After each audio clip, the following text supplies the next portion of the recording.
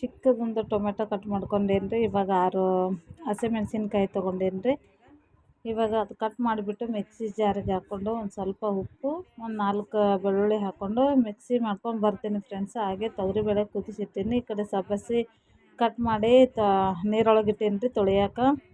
Hi hello friends, welcome back to Uttara Karnataka ಚಾನಲ್ಗೆ ಸ್ವಾಗತ friends.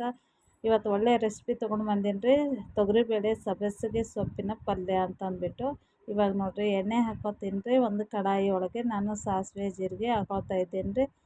First time ಯಾರೆಲ್ಲ ನನ್ನ ಚಾನಲ್ ನೋಡ್ತಾ ಇದ್ದೀರಾ ಪ್ಲೀಸ್ ಪ್ರತಿಯೊಬ್ಬರು ಸಬ್ಸ್ಕ್ರೈಬ್ ಮಾಡ್ಕೊರಿ. ಹಾಗೆ ಲೈಕ್ ಕೊಡೋದು ಮಾತ್ರ ಮರಿಬೇಡಿ. ರೊಟ್ಟಿ ಮತ್ತು ಚಪಾತಿ ಜೊತೆ ಸಖತ್ತಾಗಿರುತ್ತೆ ಫ್ರೆಂಡ್ಸ. ಇವಾಗ ನೋಡಿರಿ ಸಾಸಿವೆ ಜೀರಿಗೆ ಹಾಕೊಂಡ ನಂತರ ನಾವು ರುಬ್ಬಿರುವಂಥ ಹಸಿಮೆಣ್ಸಿನ್ಕಾಯಿ ಬೆಳ್ಳುಳ್ಳಿ ಪೇಸ್ಟ್ ಏನದಲ್ಲ ಹಾಕ್ಕೊಂಡು ಚೆನ್ನಾಗಿ ಎಣ್ಣೆಯಲ್ಲಿ ಫ್ರೈ ಆಗಬೇಕು. ಹಸಿಮೆಣ್ಸಿನ್ಕಾಯಿ ಹಾಗಾದರೆ ಪಲ್ಯ ಟೇಸ್ಟಿಯಾಗಿ ಬರುತ್ತೆ ಚೆನ್ನಾಗಿ.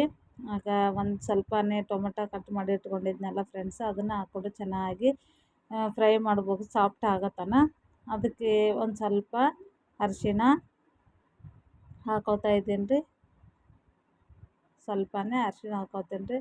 ಮತ್ತು ಚೆನ್ನಾಗಿ ಫ್ರೈ ಮಾಡ್ಕೋಬೇಕು ರೀ. ಅದು ಎಣ್ಣೆ ಒಳಗೆ ಏನಾಗುತ್ತೆ, ಹಸಿಮೆಣ್ಸಿನ್ಕಾಯಿ ಚೆನ್ನಾಗಿ ಫ್ರೈ ಆದರೆ ಘಾಟವೇನು ಇರುತ್ತಲ್ಲ ಅದೆಲ್ಲನೂ ಚೆನ್ನಾಗಿ ಫ್ರೈ ಆದ್ರೆ ಪಲ್ಯ ಕಾಳಿನ್ಯಾಗ ಮತ್ತು ಸಬ್ಬಸಿಗೆ ಸೊಪ್ಪು ಏನದಲ್ರಿ ಅದ್ರಾಗ ಖಾರ ಹೊಂದ್ಕೊತದ್ರಿ. ಹಾಗಾಗಿ ಇದನ್ನು ಕೂಡ ಸೊಪ್ಪು ಏನದಲ್ರಿ ಅದೆಲ್ಲನೂ ಚೆನ್ನಾಗಿ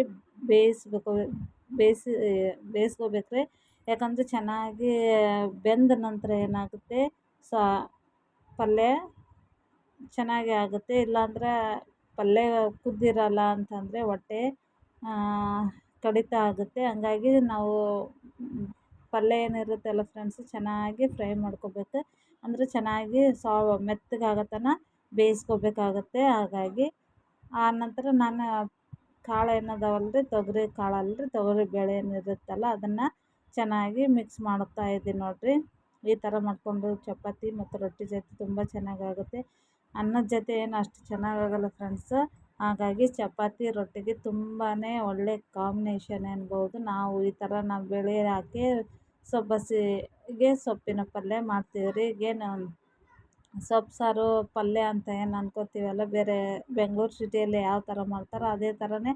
ಆದರೆ ನಾವು ಪಲ್ಯಕ್ಕೆ ಇದು ಬೇಳೆಗೆ ನಾವು ಸೊಪ್ಪು ಹಾಕಿ ಬೇಯಿಸಿ ಇಟ್ಕೊಂಡ್ಬಿಡ್ತೀವಿ. ಈ ಥರ ಮಾಡ್ತೀವಿ ನೋಡಿ ಫ್ರೆಂಡ್ಸ್. ಹಾಗೆ ನಿಮಗೂ ಕೂಡ ಶೇರ್ ಮಾಡಿದರೆ ಅಂತ ಮಾಡ್ತಾಯಿದ್ದೀನಿ. ಇಷ್ಟ ಆಗಿತ್ತು ಅಂದರೆ ಪ್ರತಿಯೊಬ್ಬರು ಲೈಕ್ ಕೊಟ್ಟು ಸಪೋರ್ಟ್ ಮಾಡಿ ನನ್ನ ಚಾನಲ್ಗೆ ಅಂತ ಹೇಳ್ತಾಯಿದ್ದೀನಿ.